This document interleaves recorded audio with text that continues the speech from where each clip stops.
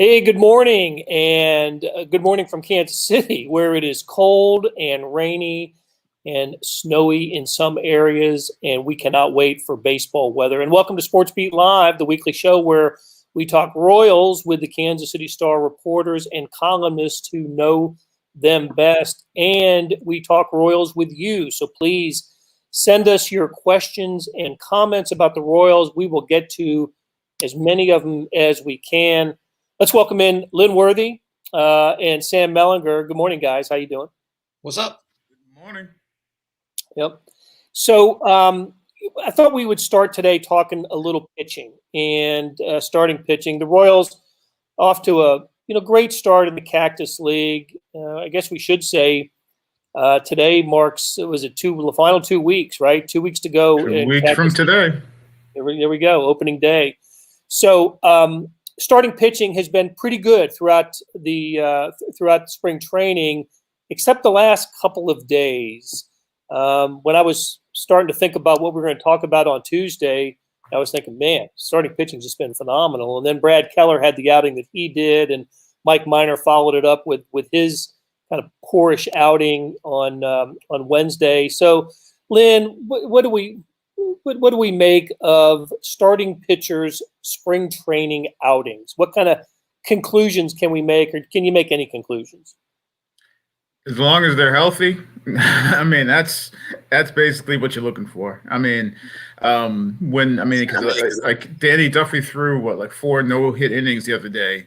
Those innings aren't going to count once the season starts. Like that doesn't mean first start out for the regular season he's going to be lights out. It's just like you don't read so much into that. You don't read so much into Keller, having some command issues. So it's or Minor having some command issues. They're healthy. They're building up the pitch counts. They're moving towards opening day, and they still have starts left. So I mean, and even if next week the start is a little rough, I don't know if you read so much into that either. But really, it's it's. In talking to them, I think it's more so, there's frustration just because there's stuff that they want to get done that they're not getting done in those starts, but it's not, panic, sound the alarm type of time. All right, Sam, I can get excited about Bobby Witt Jr., but I can't be down on starting pitching. Is that how this works?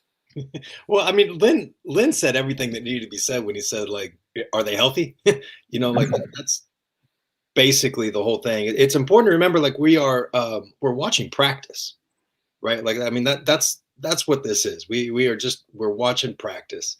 And the same way, if you go see a basketball practice and a guy, misses 5 out of 6 threes or whatever, it doesn't mean he's a bad shooter. You know what I mean? And the further complication with spring training is just, you don't know, maybe a guy's just throwing all changeups. Or, maybe he's refusing. He doesn't want to throw fastballs high. He's working on something, just kind of testing things out.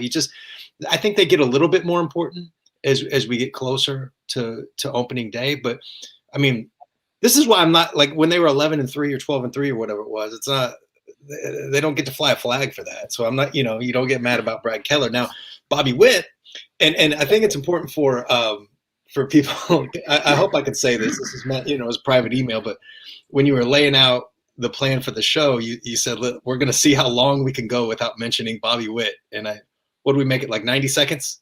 Yes.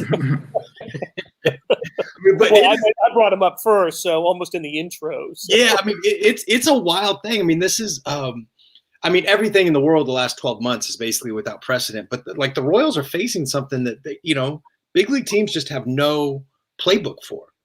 I mean, it's crazy what the decision. They've got a 20-year-old kid who is as gifted as a baseball player can be. The extent of his official professional experience is 37 games in rookie ball or fall league or whatever we call it. And the decision, one of the complications, look, he looks the part, he doesn't really take bad swings, he doesn't look over all those things, but God, he's 20 years old. You'd like to let him hit in Double-A or whatever. But the difference is it's not, in a typical year, like when Alex Gordon broke camp, as a rookie.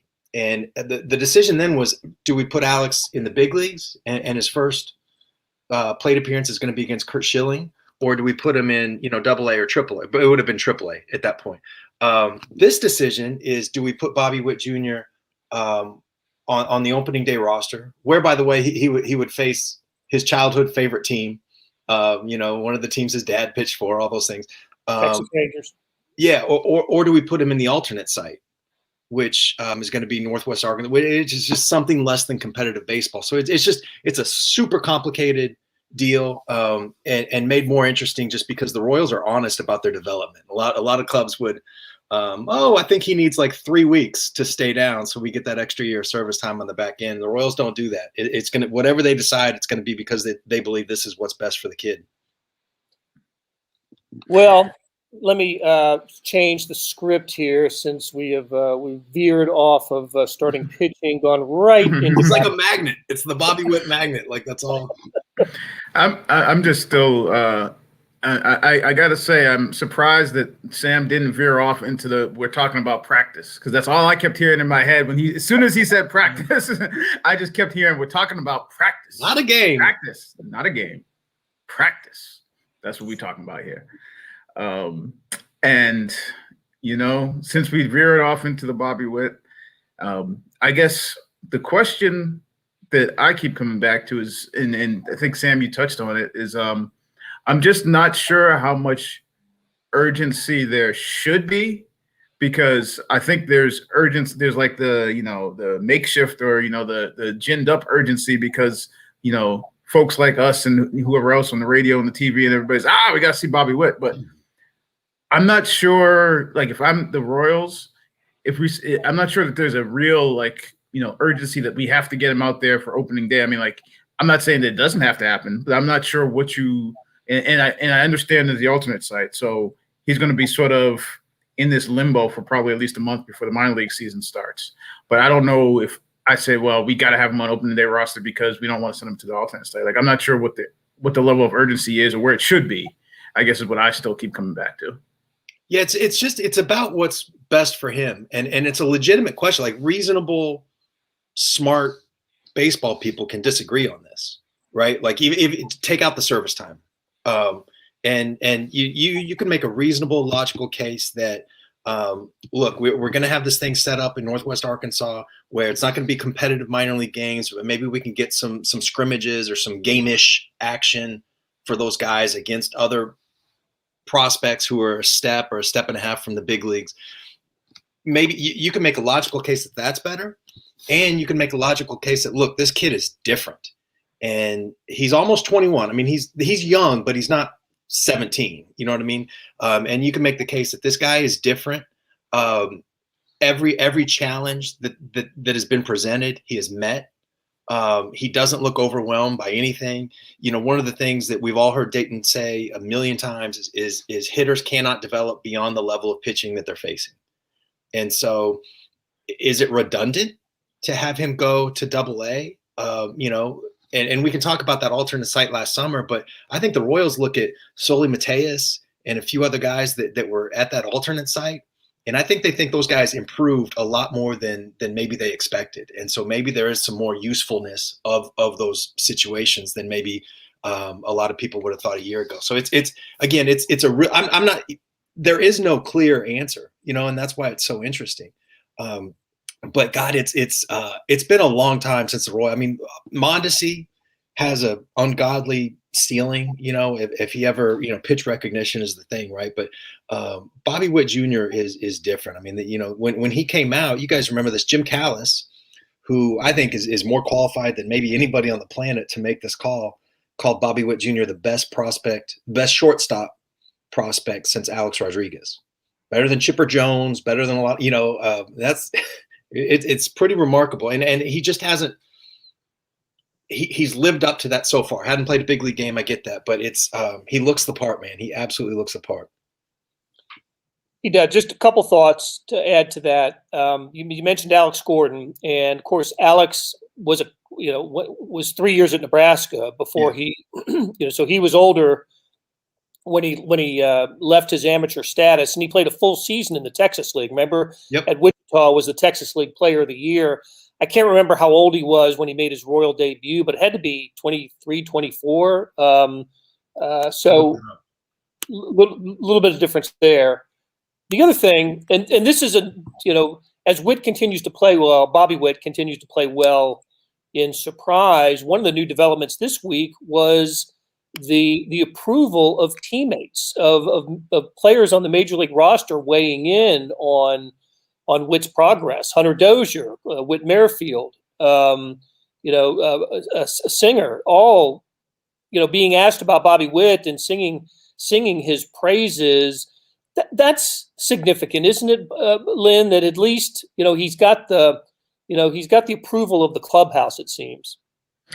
Yeah, I mean, part of that I think is the sort of the whether you want to call it the culture or just the nature of the Royals clubhouse, where they're not gonna take a young guy and be like, yeah, get out of here, kid. Like until you've had a couple years in, we don't want to hear from you, and we don't want to. Nobody's gonna give you your props. That's not the way that they are in the Royals clubhouse. I mean, like you hear different things in where there's that the veteran culture. I think I think Mike Matheny's even talked about this, not with the Royals, but just like when he was coming up, like a young player when he was coming up was to be seen and not heard. Like you were just supposed to be like part of the furniture, like that. Nobody's, and you're not going to get that sort of attention, and they're not going to really acknowledge you.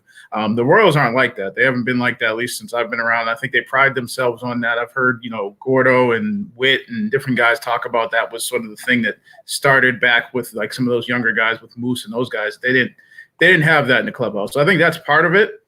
But another big part of it is that Bobby is just sort of that, he's people who've met him, and I've met him a few times. I sat down with him, back years ago at his house when he got drafted. He's just really humble, and he's just, he doesn't come off as a guy who's, a me first or anything like that. And I think that's the other big part of it is just like he fits in, and he's not trying to be, trying to act like he's any sort of bigger than anybody else because he was a number 2 draft pick or because he, grew up around big leagues or his old man or any of that sort of stuff. He's just not that way. He's about as humble and wholesome and just a good kid. So that's a big part of it. But I think the other part of that is just the culture of the Royals. Yeah, I get the sense, and Lynn, you probably know this better than I would, but I get the sense that the front office being very, very open-minded in Dayton Moore's direct description about putting him straight on the big league team is that they wanted to see that. They wanted to see exactly what we're talking about of how his teammates would. And I think they figured this is how it would go. But, we've seen – and look, I love Billy Butler. He's one of my favorite all-time Royals. But that was different, And it's also true that the context, Billy was getting transitioned into the big leagues where Trey Hillman – was the manager, and the dominant personality in that clubhouse was Jose Guillen. That's a lot different than, these are team first. This is, Whit Merrifield and Hunter Dozier. Those are the personalities now. But they absolutely wanted to see that because look, Sal Perez, could have been a little bit, I don't know about this guy. There's some stuff. There's some stuff. And Bobby Witt Jr. has cleared those hurdles. And to me, we know how the Royals operate. Like this has been true since 2006 when Dayton took the job. And that stuff is, we can debate whether it should be, but that clubhouse stuff and how you get along and how you are as a teammate and all that stuff, that's as important to them as, what do you do in a 1-2 count when you're looking slider or whatever. They believe in that 100%. Yeah. And I remember having conversations last year with guys, this is aside from Bobby Witt, but I remember talking to guys like Nick Heath, and I'm trying to remember some of the other young guys just talking about how the guys who'd been around for a couple of years were embracing them during spring training. This was before, obviously, this is like when you could still actually go out to dinner and stuff like that. But like, vets being like, hey, what are you doing? All right, you're going to come out to eat with us and stuff like that. And I think Heath in particular jumps out because he was just sort of like, he was telling me how he was surprised. He didn't expect it was going to be like that, but that's, how the Royals are. And I remember talking to some of the veterans saying that, yeah, it's different there than in some other places. And just getting off another tangent, it's sort of interesting to think about, that Matheny, you mentioned Hillman. Matheny is the one who's in charge of this team. And that was one of the supposed knocks that, we had heard coming out of St. Louis was that the young players and the way he handled some of that. And, specifically with the relief pitcher there and all that sort of stuff. Like all that sort of has been gone. It's just interesting to think about, a year ago, those questions were still sort of in the air as far as Royals people thinking about Matheny, and now it's like, you know, as far as we can tell, he's on board for Bobby Witt. He's just not gonna. He's tempering how he comments and trying not to raise expectations or anything like that. To us, right? Yes, but to us. Yes, to us. Yeah, I think that's what I meant. Yeah, I think what he says to Dayton and Renee and all those guys is probably a little bit different. That's a smart point that you make, though, Lynn, about, you know, the difference between St. Louis and here. It's just, God, it's the one other thing too is that, like, this is a little bit of an older clubhouse, and I know, like, it's easy to say, like, selfish ball players and all that stuff, but, like, it is natural. Like, Hunter Dozier was the 8th pick in the draft, but Hunter Dozier has had a lot of ups and downs and injury, you know, all these other things. Like, he's had to scrap to get where he is. You know, Bobby Witt Jr., when he signed, you know, out of the draft, out of high school, he made more money than Whit Merrifield made, you know, until Whit Merrifield signed his extension, probably. You know, I double check the math there, but I'm 99% you know, sure that sounds about right. And so, I mean, there's just some natural that doesn't make and by all accounts, Whit hasn't, you know, but if Whit looked at that, like, screw this guy, you know, like, why doesn't he have to earn it like I earned it? That would not make Whit a bad guy. That would make Whit a human. You know what I mean? And so I do think that it's notable that there does not seem to be. And look, we're not in the clubhouse. We can't get the same feel for these things as we could, you know, in the before times or whatever. But there just doesn't seem to be a speck of jealousy or screw this kid or anything like that from those older guys, which is very, very notable. Yeah, and I think it's also like it sounds, or it might sound almost like it's an old school type of a thing, but like I think back to I think I got the book sitting over here somewhere in my apartment, but Homegrown. Alex Spear from the Boston Globe wrote the story about the last Red Sox World Series team, and when that young group was coming up, this wasn't like, you know, 20 years ago. This was fairly recent. When some of those guys first, like Mookie Betts and Bogarts and those guys first hit that clubhouse, the veterans on that group weren't exactly as welcoming. It sort of took some shifting out for them to be able to, you know, have those guys dancing in the outfield and all that sort of stuff. Like that was not the culture when they first got there. So this isn't like a 20, 30 years ago thing. This still happens in certain places depending on your clubhouse dynamics. Yeah, no, absolutely. And baseball is changing, you know, like let the kids play. And I mean, there's some real, you know, bat flips are accepted a lot more than they used to be, but it is by far the most, you know, the NBA, NFL, I don't know much about the NHL, but, you know, the NBA and the NFL are kind of, you know, if you go, can you play? Then let's roll. But in Major League Baseball, it's just a little bit of a different paying your dues kind of deal. And that's baked into the CBA, how service time is done, free agency, all those things. I mean, that stuff is real, whether it should be or not.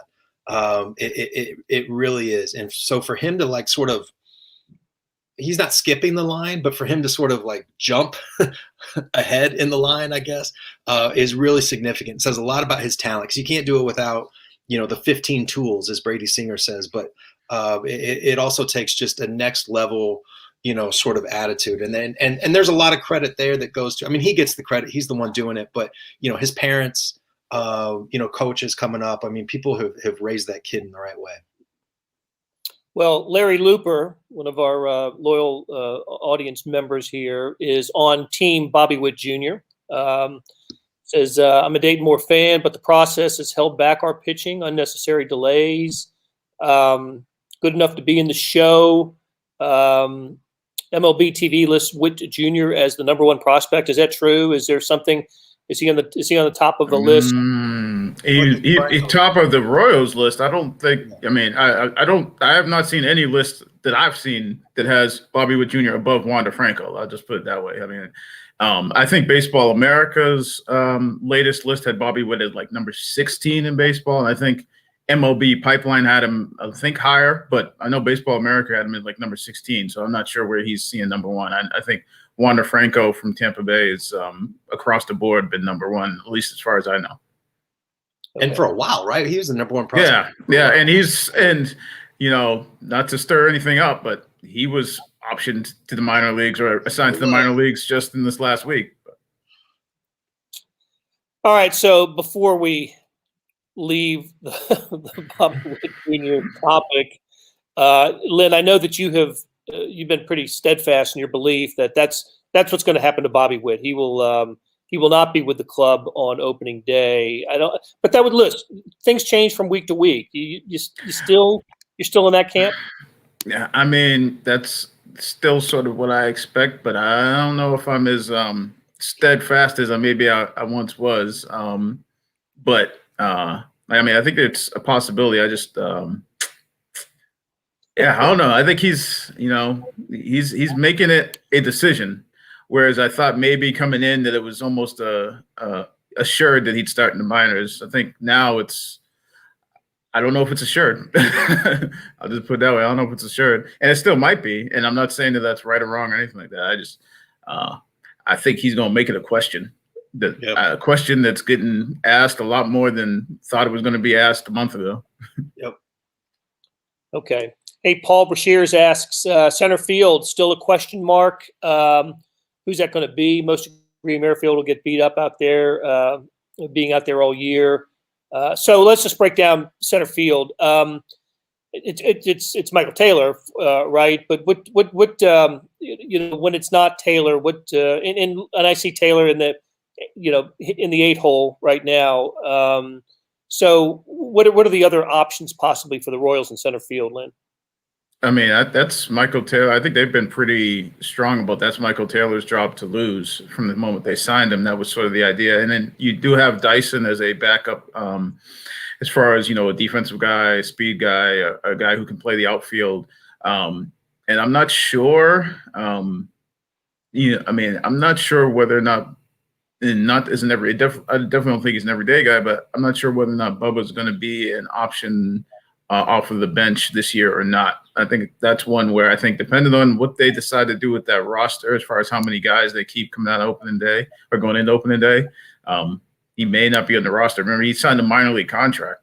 But that's Michael Taylor's job to lose. Witt's going to be in right field for as far as I can tell. And I mean, he still keep that versatility, but that's your outfield is going to be Benintendi in left, Taylor in right, Taylor in center and Witt in right. That's what your opening day outfield should look like.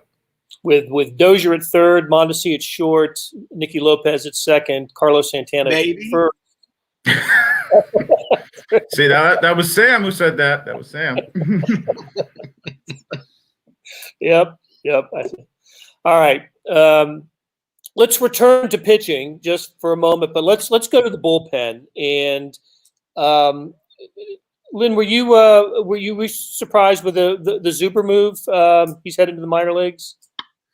I was, but my understanding is that there were a couple things that they've seen with him in camp that they feel like he needs to get straightened out. Like basically, like there's some stuff that's off. There's some stuff that he needs to fix, and they made the decision. It's like, yeah, you're going to have to go down and fix these. And so, I mean, my understanding is they brought him in, sat him down. Like it was one of those conversations that was sort of they don't want to have, but they felt like they needed to have it now for the long run. And I said, okay, because I mean, he was a guy who was up last year, and they were talking about him as a big part of that bullpen. And it's not that they're giving up on that. I think they just like, there's over the course of the offseason and everything, and then just in spring training, there's some stuff that have maybe taken a little bit of a step back. We need to get that fixed, and you're going to be in the minors to start off. Well, a good piece of news from the bullpen this week was the return of Josh Staumont, and he had how much time had he missed, Lynn, with COVID?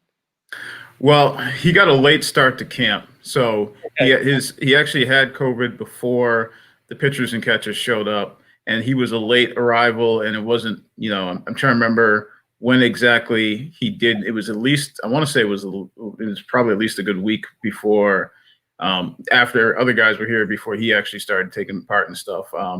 Time frame I'm not exact on, but I know it was last week. I want to say it was the first time he got into a B game or simulated game, and then he got into a Cactus League game.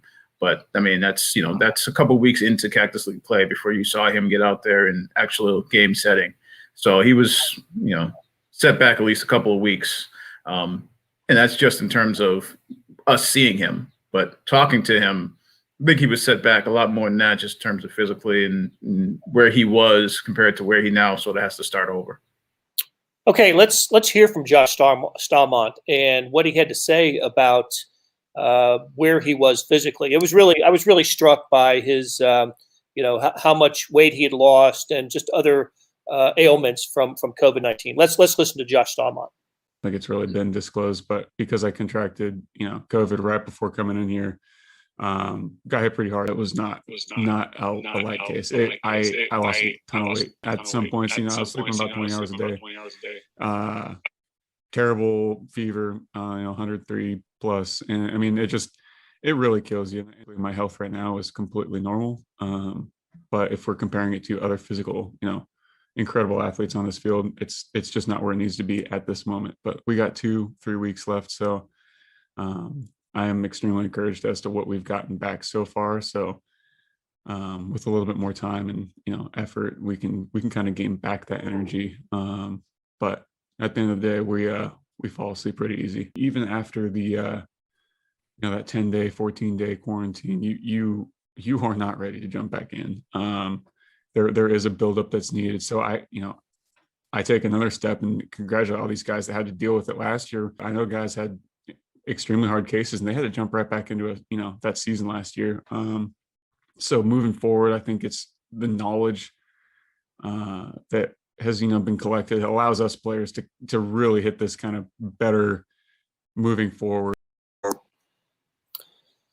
Yeah, wow, 20 pounds. He said he lost. That's something. Listen, when he was good, he's terrific. This guy is he's the real deal, and I think the Royals need him back, and as 100% as he possibly can be. What about the rest of the bullpen though? With Tyler Zuber option to Omaha, that leaves a hole. There seems like there's some candidates.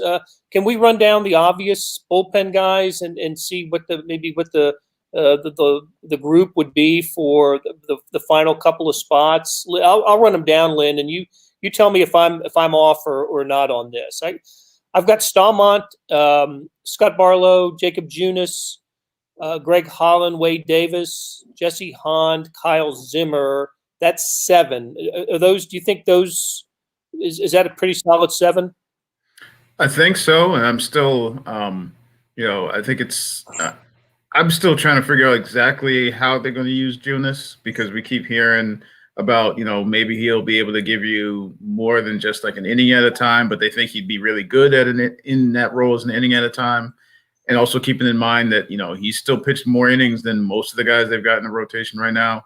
But I think he factors into the staff. I just don't know if he's going to be a straight bullpen guy or be a swing type guy and early in the season, I think we saw this in 2019, where early in the season, because you didn't need an extra starter for the first couple of weeks, they sort of played around with the roster. Like there were starters who weren't on that opening day roster that you knew were going to start. So I don't know if they would do that this year. But those guys that you listed, I think are definitely, should be in that mix. I'm not sure if a guy like, Lovelady gets in there, because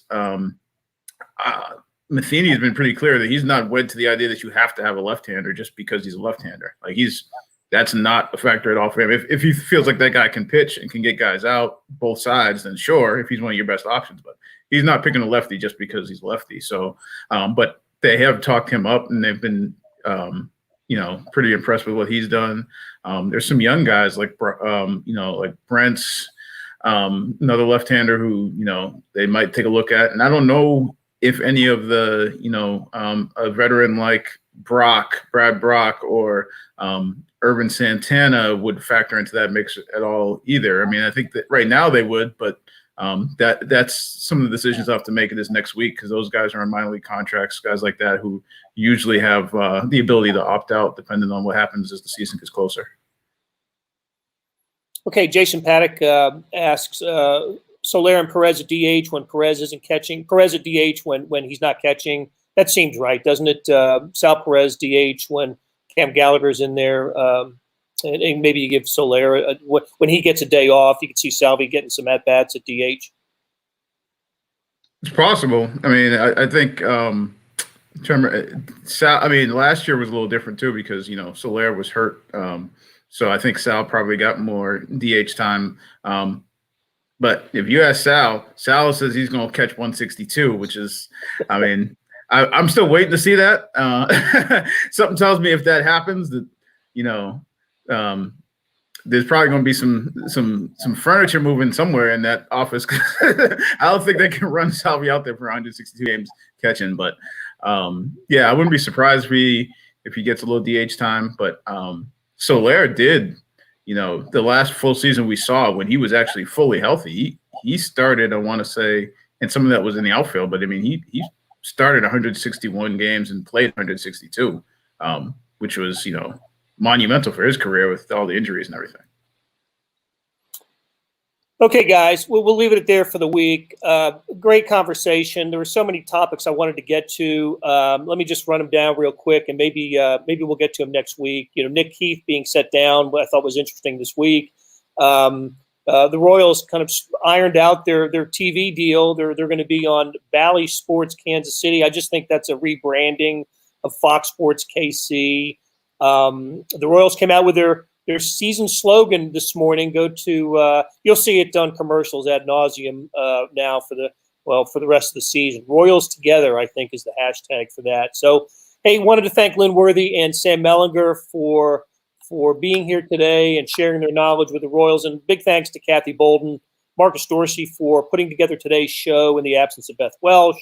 We'll see Beth again next week, and we'll be back a week from today on SportsBeat Live as opening day draws closer. So you guys have a good week, and we'll talk to you again next Thursday. Good to see you.